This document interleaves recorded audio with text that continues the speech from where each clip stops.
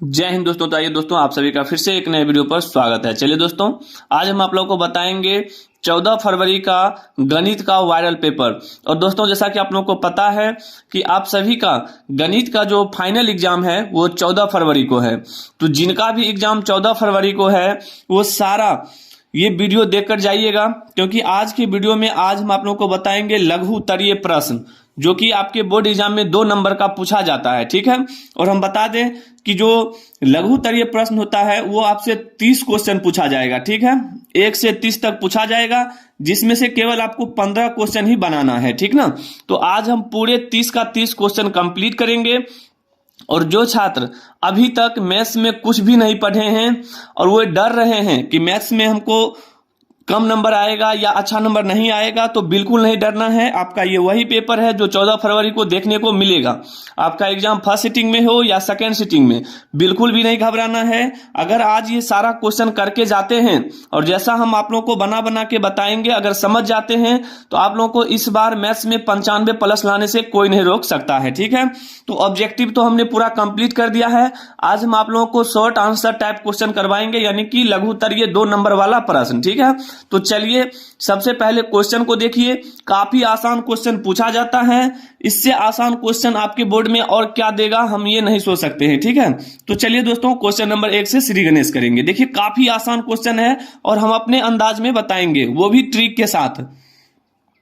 पहला क्वेश्चन है 0.0875 को P बाई क्यू के रूप में लिखें, जहां P और Q में कोई उभयनिष्ठ गुणनखंड नहीं हो। यानी कि यहां पर जो 0.0875 है, इसको बोला है P बाई क्यू के रूप में लिखने के लिए। ठीक है, तो चलिए हमने यहां पर क्वेश्चन लिख लिया है और आपके सामने रख रहे हैं और इसको सॉल्व करेंगे। देखिए, क्वेश्चन है आपके सामने। ठीक है, पहला क्वेश्चन बोला गया है कि 0.0875 को P बाई क्यू के रूप में लिखे, जहां P और Q में कोई उभयनिष्ठ गुणनखंड नहीं हो। तो सबसे पहले करना क्या है, देखिए जो भी यहां पर वैल्यू दिया है इसको लिख लीजिए बराबर करके। ठीक है, बराबर करके यहां पर लिखना है। कैसे लिखना है समझिएगा।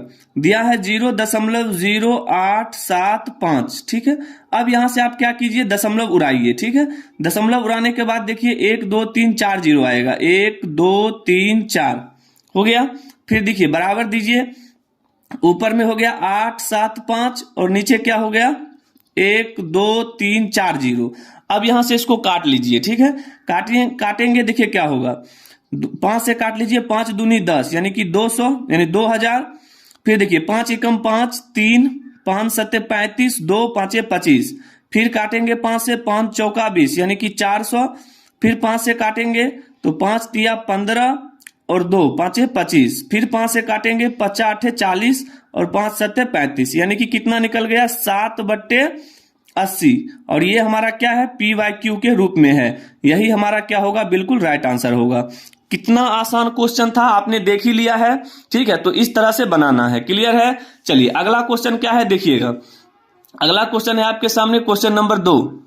क्वेश्चन नंबर 2 बोला गया है बहुपद 3x² माइनस x माइनस 4 के शून्य को ज्ञात करें। ठीक है, चलिए क्वेश्चन तैयार है, यहां पर आप लोग केवल देखिएगा गौर से। देखिए बोला है बहुपद 3x² माइनस 4x के शून्य। शून्य का मतलब होता है x का मान। ठीक है, देखिए अब यहां से हमको क्या करना है, इसका गुणनखंड निकालना है। कैसे निकालेंगे समझिएगा। सबसे पहले यहां बराबर का चिन्ह दीजिए, फिर हो जाएगा 3x² minus x minus 4 equal क्या करना है 0। ठीक है, अब देखिए यहां से क्या निकालेंगे, 4 तिया 12 नहीं, यहां पर हम लिखेंगे 3x²। गुणनखंड देखिए ये है। ठीक है, गुणनखंड आप लोगों को आना चाहिए। अब यहां पर करेंगे माइनस का 4x और प्लस का 3x और माइनस 4 इक्वल 0। अगर आप लोगों को गुणनखंड नहीं आता है तो आप लोग कमेंट कीजिएगा, अलग से गुणनखंड का वीडियो बना के देंगे। क्लियर है। चलिए आगे बनाएंगे। देखिए 2 में कॉमन लेना है, 2 2 का पेयर करके। इसमें x कॉमन लेंगे, हो जाएगा 3x माइनस 4 और इसमें प्लस 1 कॉमन लेंगे, ये हो जाएगा 3x माइनस 4 बराबर क्या हो जाएगा 0। ठीक है, अब देखिए यहां पर जो है दोनों क्या है, समान है, तो 2 में से कोई एक निकालिए।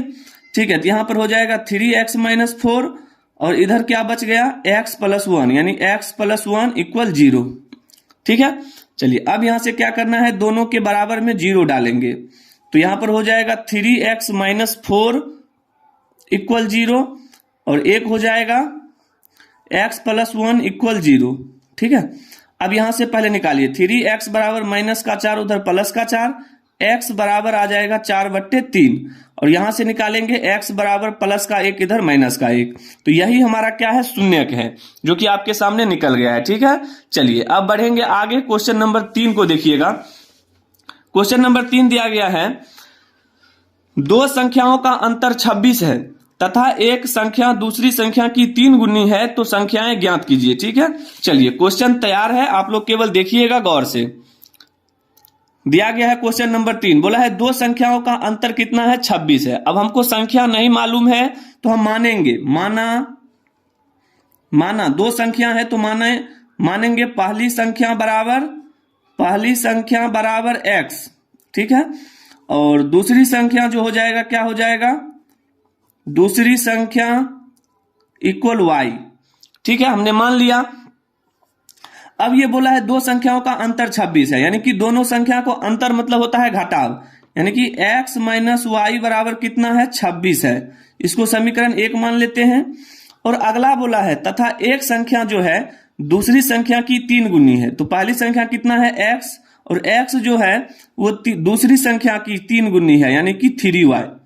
ठीक है, इसको मान लीजिए समीकरण सेकेंड।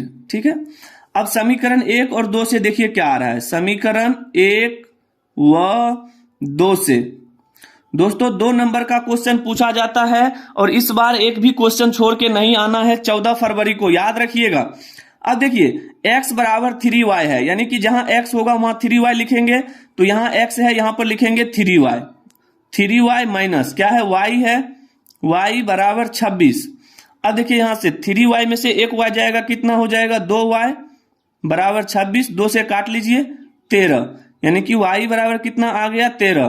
ठीक है, अब इस y का मान उठाकर समीकरण 2 में रखिए तो x का मान निकल जाएगा। x बराबर कितना हो जाएगा, तो 13 तिया 39, यानी कि यहां पर जो है संख्या निकल गया। पहली संख्या है कितना, 13, और दूसरी संख्या 39। क्लियर है, चलिए अब अगला क्वेश्चन देखेंगे। क्वेश्चन नंबर 4 बोला है कि वज्र गुणन विधि से समीकरण 8x + 5y बराबर 9 एवं 3x + 2y बराबर 4 का हल निकालें। काफी आसान है। वज्र गुणन खंड का जो सूत्र होता है, अभी हम आप लोग के सामने क्वेश्चन रखेंगे और बना के बताएंगे। देखिए क्वेश्चन नंबर है 4। ठीक है, अब यहां पर देखिए वज्र गुणनखंड, तो वज्र गुणनखंड का पहले फॉर्मूला लगाइए। ठीक है, लिखेंगे सूत्र से। क्या लिखेंगे, सूत्र से। पहले हमारा सूत्र क्या होता है उसको लिखेंगे सूत्र से। ठीक है, सूत्र से हो गया। सूत्र हमारा क्या होता है ये याद रखिएगा, x बट्टा b1c2 माइनस b2c1। ठीक है, ये वज्र गुणनखंड का सूत्र होता है, आपके बुक में दिया है, एनसीईआरटी बुक में। फिर देखिए y बट्टा c1a2 माइनस c2a1 और बराबर होता है 1 बट्टा a1b2 माइनस a2b1। ये हमारा क्या होता है, वज्र गुणनखंड का सूत्र होता है। ठीक है, चलिए अब यहां से क्या करना है, सारा चीज हम लिखेंगे। ये हमारा क्या हो गया, a1b1, ये क्या हो गया, a1b1c1, a2b2c2, ये सारा यहां पर दिया गया है। अब यहां पर लिखिए x बट्टा b1 कितना है, तो b1 देखिए 5। ठीक है, गुना c2 कितना है, तो c2 है 4, माइनस b2 कितना है, तो b2 है 2, c1 कितना है 9। ठीक है, बराबर y बट्टे c1 कितना है, तो c1 है 9, a2 कितना है, तो a2 है 3, माइनस c2 कितना है 4। सारा वैल्यू दिया गया है, केवल रखना है। a1 कितना है 8, बराबर 1 बट्टा a1 कितना है 8, b2 कितना है, तो b2 दिया गया है 2, माइनस a2 कितना है, तो a2 है 3, और b1 कितना है, तो b1 है 5। ठीक है, हमने यहां तक लिख दिया। अब देखिए क्या हो जाएगा, x बट्टा 5 चौका 20 माइनस 9 दूनी 18, तो 20 में से 18 जाएगा, कितना बचेगा 2, बराबर y बट्टे 9 तिया 27 और 8 चौका 32। 27 में से 32 घटाएंगे तो कितना हो जाएगा, माइनस का 5, बराबर 1 बट्टा 8 गुना 16 में से 15 माइनस करेंगे 1। अब ये दोनों के बराबर में दिया गया है 1, हम यहां से देखिए लिखते हैं x बट्टा 2 बराबर 1 बट्टा 1 और एक क्या हो जाएगा, y बट्टा -5 बराबर 1/1। ठीक है, चूंकि ये दोनों के बराबर में 1/1 है, इसीलिए दोनों को अलग अलग कर दिए हैं। अब यहां से क्रॉस गुना कीजिए तो x बराबर हो जाएगा 2 एकम 2 और यहां से y बराबर हो जाएगा -5। तो हमने यहां पर वज्र गुणनखंड विधि से हल किया है, तो x का मान निकला 2 और y का मान निकला 5। बस यहां पर जो इंपोर्टेंट है ये फॉर्मूला है, आप लोग नोट कर लीजिए अपने कॉपी में ताकि आप लोग को याद रहे। क्लियर है? चलिए अगला क्वेश्चन देखेंगे 5 नंबर। क्वेश्चन नंबर 5 है दोस्तों कि सिद्ध करें कि 1048 इंटू 1023 इंटू 1042 इंटू 1067 बराबर 1। सिद्ध करने वाला क्वेश्चन है, ट्रिग्नोमेट्री का 2 नंबर का क्वेश्चन है। ठीक है, चलिए अब यहां पर हम क्वेश्चन लिख दिए हैं। चलिए क्वेश्चन तैयार है, अब इसको सॉल्व करना है। कैसे बनेगा, देखिए सबसे पहले क्या करना है कि ऐसे त्रिकोणमिति को चुनना है जिनके एंगल का योग 90 डिग्री हो, उनको एक जगह लिखेंगे। ठीक है, कैसे लिखेंगे देखिए, सबसे पहले लिखेंगे सिद्ध करने वाला है तो LHS बराबर LHS। ठीक है, LHS लिख दिए हैं लेफ्ट हैंड साइड। अब यहां पर देखिए क्या है 1048 और इसके साथ में लिखेंगे किसको, तो 1048 और 42 कितना होता है 90 होता है, तो इसको लिखेंगे 1042। फिर इंटू फिर लिखेंगे 1023 इंटू 1067। ठीक है, अब यहां पर देखिए दोनों को हम लिख दिए हैं एक जगह और इन दोनों के एंगल का योग कितना है 90 डिग्री है। 48 42 कितना होगा 90। ठीक है, अब देखिए अब इस दोनों में से किसी एक को चेंज कर दीजिए। कैसे, जैसे 1048 है तो इसको हम लिख सकते हैं 1090 माइनस 42। क्या हमने गलत लिखा, 1090 में से 42 माइनस करेंगे तो 48 ही होगा। इंटू इसको रहने दीजिए ऐसे ही, किसी एक को चेंज करना है। ठीक है, इंटू अब 1023 है इसको बदल लीजिए तो इसको लिख सकते हैं 1090 माइनस 67 लिख सकते हैं, नहीं ये अभी भी वही है, इंटू 1067। ठीक है, चलिए अब यहां से सॉल्व करेंगे। आप जानते हैं कि 1090 माइनस थीटा क्या होता है, कॉट थीटा होता है। कॉट और थीटा कितना है 42 डिग्री। इंटू इसको ऐसा ही रहने दीजिए 1042। फिर 1090 माइनस थीटा कॉट थीटा तो कॉट 67 इंटू 1067। अब आप यहां से आप लोगों को पता होगा कि 10 और कॉट अगर गुना में हो और एंगल का योग कुछ समान हो, एंगल का योग क्या हो समान हो और 10 का उल्टा कॉट हो तो इस पूरे का वैल्यू 1 हो जाएगा और इस पूरे का वैल्यू 1 हो जाएगा। तो हम लिख सकते हैं 1 गुना 1 बराबर 1 और ये हमारा हो गया RHS। नहीं तो हम नीचे से लिखेंगे इसलिए LHS बराबर जो है वो है RHS के और यहां पर लिखेंगे प्रूव्ड।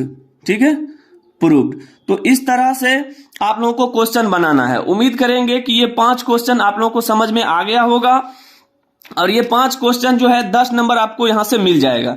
14 फरवरी को याद रखिएगा दोस्तों, 14 फरवरी को ये सारा क्वेश्चन फर्स्ट सिटिंग हो या सेकेंड सिटिंग दोनों में देखने को मिलेगा। हमने सारा क्वेश्चन सॉल्व कर दिया है 5 क्वेश्चन और जो शेष क्वेश्चन बच गया है वो अगले वीडियो में बता देंगे। ठीक है, तो दोस्तों उम्मीद करेंगे ये चीज पूरा समझ में आ गया होगा। अगर समझ में आ गया है, चैनल पर पहली बार आए हैं तो चैनल को सब्सक्राइब कर लें ताकि इसी तरह से सभी वायरल पेपर आप लोगों के पास पहुंचता रहे।